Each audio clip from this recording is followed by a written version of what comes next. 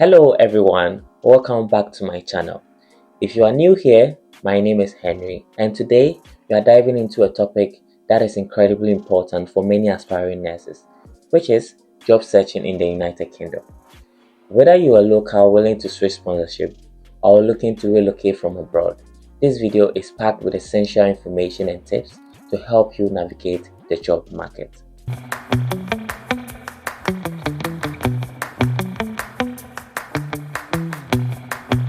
Let's start with the current nursing landscape in the United Kingdom. Did you know that as of 2023, there are over 40,000 nursing vacancies across the NHS?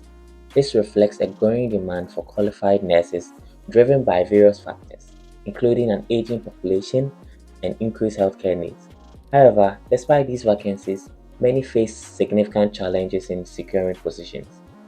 Now let's talk about those challenges. First off, the competition is intense, with so many qualified professionals vying for the same roles.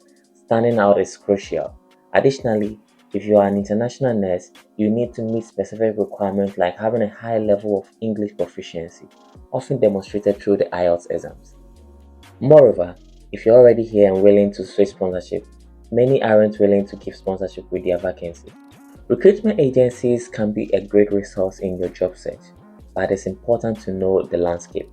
Recently, the WHO has placed restrictions on recruiting nurses from certain Redlist countries, which include Ghana, Nigeria, Kenya, and others.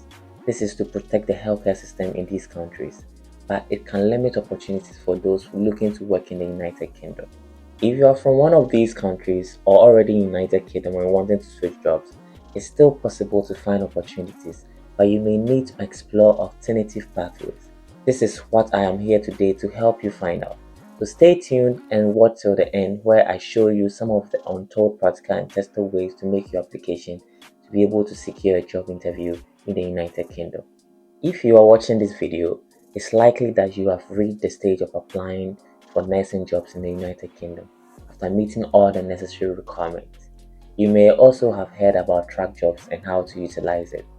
However, today's video will explore more than just using the Trac Jobs. I personally have some reservations about the process, and I want to clarify that I am not dismissing its effectiveness. Instead, I encourage you to broaden your approach and not rely solely on it to ensure your chance of securing a job. To get started, using Trac Job is quite straightforward. You simply visit their website at trac.jobs, create your account, and begin searching for nursing vacancies. Hopefully, you'll find a suitable opportunity.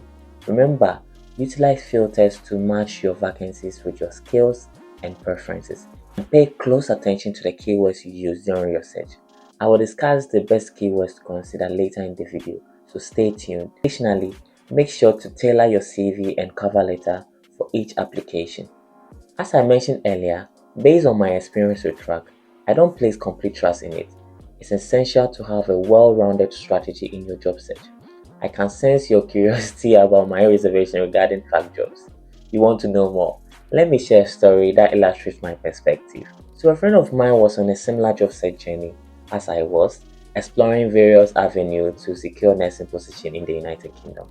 He took the initiative to send a direct email to several NHS hospitals. Initially, he was informed about the Redlist saga, but they also offered him an option.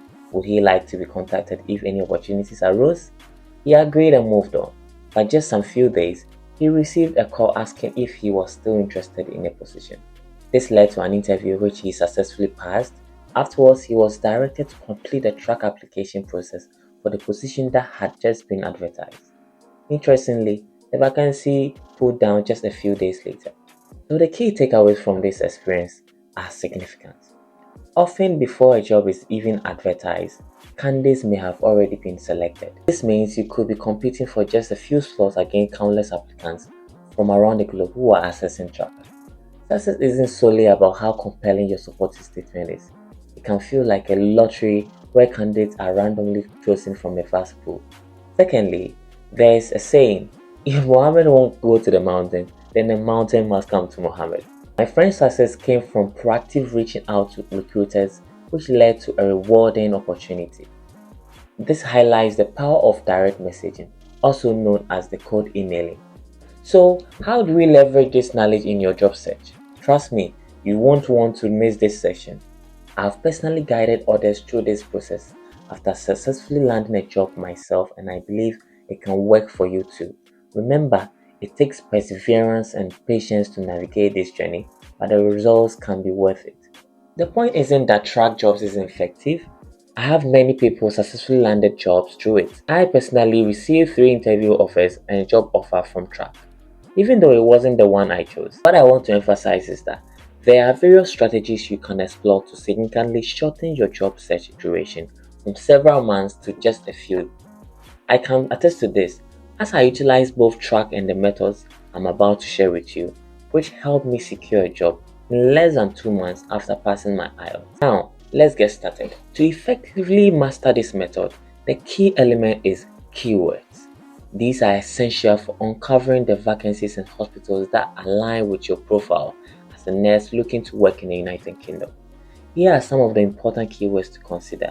If you are living outside UK and you want to get a job here, you can use keywords such as overseas nurse, international nurse, pre-registered nurse, OSCE nurse. But if you are a resident here and you want to switch jobs, maybe you're a carer and you want to switch jobs, you can look into healthcare support work, healthcare assistants, carers, etc. Feel free to experiment with variations or synonyms of these terms. The goal is to identify opportunities, especially for those outside the United Kingdom, and encourage them to apply. Now that you are familiar with these keywords, let's walk you through the process together, specifically the cold email approach that my friend successfully used. Before I move on, I have a question for you. Have you liked and subscribed to my channel? If not, do it now. I'll wait for you to come back, then we continue. Thank you for doing so. So, stage 1, you need to gather recruiters' emails. So the first step is to collect emails of recruiters. How do you find these emails? You need to utilize search engines like Google and enter the keywords I shared. Explore links and websites searching for terms like overseas nurse recruitment team, international nurse recruiters, pre-registered nurse, recruiting board emails, OSCE nurse team, healthcare support work, healthcare assistant, carers, and the likes. You need to visit each link to access their site or portals and look for contact emails. Save them in a Notes app or Microsoft Word as you go along. By doing this, you can compile substantial list of emails for the next stage. Additionally, some websites allow you to apply directly for vacancies, so take advantage of that as well. Others may redirect you to Trac Jobs, which is also worth completing. Another effective method is to check the further details inform visit contact section at the end of the Trac Job advertisement. This usually includes the recruiting manager's email, such as the matron or the nurse in charge. Make sure to save these too. For a more thorough search, I once googled all NHS trusts in the UK and methodically checked each one for vacancies or contact email. I know it sounds intense, but I was determined to secure a job. And don't forget to explore private hospitals as well. I remember I used to mobilize at least 10 to 20 emails every day. It might sound funny, but it's worth doing. Second stage, you need to send direct emails to them. Once you have gathered all the emails, it's time to send direct messages including your cover letter, your IELTS certificate, and a decision letter. For clarity's sake, the decision letter is the email from the NMC UK confirming that you are cleared for verification from your home country and eligible to take the test of competence, which is the CBT and the OSCE. So after you've gathered all these things, here are some important tips to consider when sending these emails. 1. You need to keep your cover letters concise and clear. Secondly, you need to avoid sending bulk emails. This can come across as unprofessional and recipients will recognize that they received the email together. I will show you how to send bulk messages later, so watch till the end. Don't miss it. Thirdly, you need to send emails during working hours. If it's late, either hold off or schedule your email to send at a prime time. I usually send mine at 9 a.m. so that they land at the top of the inbox as recruiters start their day. If you don't, your email might get buried among many others. And lastly, don't be discouraged by rejection. Heartbreaking replies are part of the process, but persistence is key. And that's how you can effectively send cold emails. Now let's look at how to send a bulk email without letting people know it's part of a message. At this moment, we are going to do 2 things. First of all, as I explained earlier, we are going to gather the emails that we want to send in bulk and then put them in our Word document. And then the next thing is we are going to send them in bulk. This is one thing people do not have any idea about, and I'm going to show you that helps you to be able to send emails to a lot of people without doing them individually, and this saves time. So stay with me as we continue. Now we are at our browser where we are going to start off with our keywords, the keywords that I told you about. So quickly you go to your search engine. We are using Google now, so we can quickly search for any of the keywords, international nurse recruitment. Okay, there are a lot of links that pops up. So your job is to go individually into the links and then find out for yourself if you could get some emails to contact, if you could get an opportunity to apply directly from them, or there's any vacancy that will be applicable to you for you to apply. Assuming we are selecting this one, Royal Brompton Recruitment Program, you get a time to read through.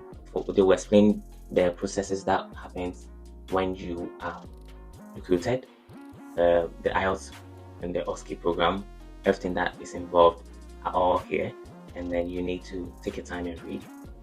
So in this situation, we don't want to waste much time and just go straight to contact the next recruitment. So in this instance, they've managed to give us a place we can get their emails. So we go to contact and realize that there's an email here. Copy the email, and then you try to go to your Word document where you can just paste them in. So let's assume we have collected a lot of emails from the process I just told you, and these are the emails we are going to send. I remember the time I was also applying for job. What I used to do is to mobilize all the emails like this, because most of the times I'll be at work and it's very difficult applying when you're at work. So the least chance I get, I try to go online to gather emails and put them in a Word document like this, and then during the night or during the time I get back home, I can then send the emails to them.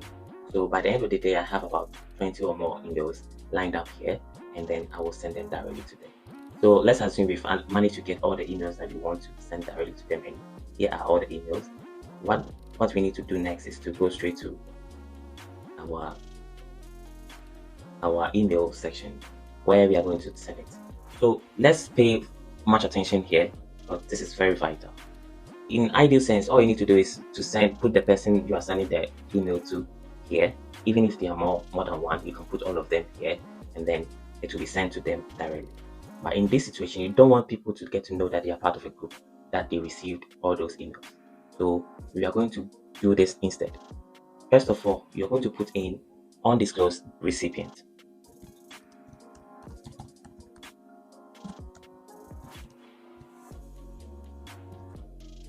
And then a less than sign.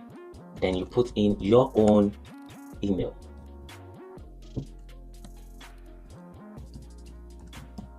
So before you even end your email, it will pop up here like a professional email.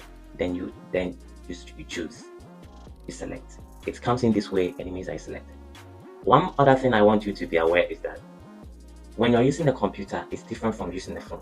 So I also want you to know how to deal with the phone, and then you'll be able to do it and prevent yourself from not knowing how to deal with it.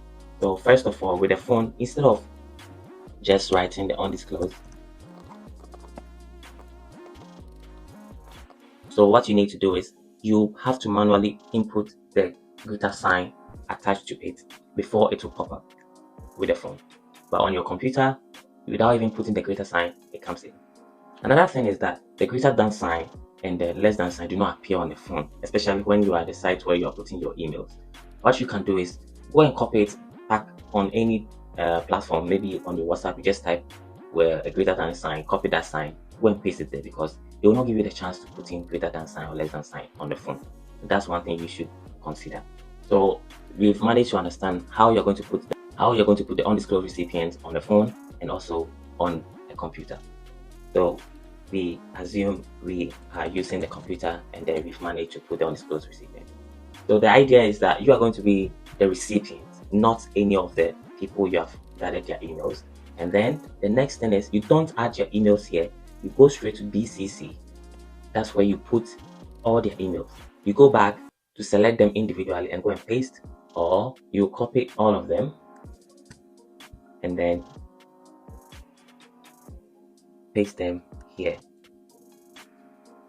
And you have to make sure they are all selected as individual emails. You put it on a subject like application for job. And then we come straight away to the body of the letter. This is what we call the cover letter. It's supposed to be very simple and understandable. So I will propose you write up something like, after writing everything, don't forget you attach your documents. The documents include your CV, that's your resume. It also includes your IELTS results, your CBT results, and then your decision letter, which I explained earlier. After attaching everything, the next thing is to send. What I do is I look at the timing, or the time I'm supposed to send this. If it's during the work hours, or from 8 to let's say 4 or 5, what I do is I send directly. But if it's beyond 5 or 6, or where I believe there's no one working at the time, I will schedule it to the next day. And to schedule it to the next day, all you need to do is, you see where we have the send button, you press the arrow next to it, you see schedule send, you schedule here, and then the time you want to schedule, they will suggest some times for you, which is maybe tomorrow at 8 o'clock. If you want to change, it's either you want to select this or you want to change it. If you want to select this, you press this, it will select. If you want to change the time or the date, you can just go here, change the date, put the time you want, and then you press schedule send. And that is very simple. You send it to them. So this is basically how to send a direct email and how to send them in bulk. Don't forget to follow up on your application. A simple email can show your enthusiasm and help you stand out. Now, before we wrap up, let's talk about some tips for successful job search. Networking. Connect with other nursing professionals on platforms like LinkedIn. Prepare for your interviews, because definitely you might secure an interview. You need to get prepared for it. Research common interview questions and practice your responses. Stay positive. The job search can be tough, but persistence is key. Keep refining your approach and learning from each experience. Navigating the job market as a nurse in the UK can be challenging, but with the right tools and mindset, you can find the right opportunity for you. I hope this video has provided you with valuable insights and encouragement. If you found this helpful, please give it a thumbs up and share your experience in the comments below. Don't forget to subscribe for more content on nursing and healthcare careers. Until next time, stay motivated and keep pushing towards your goal. Bye.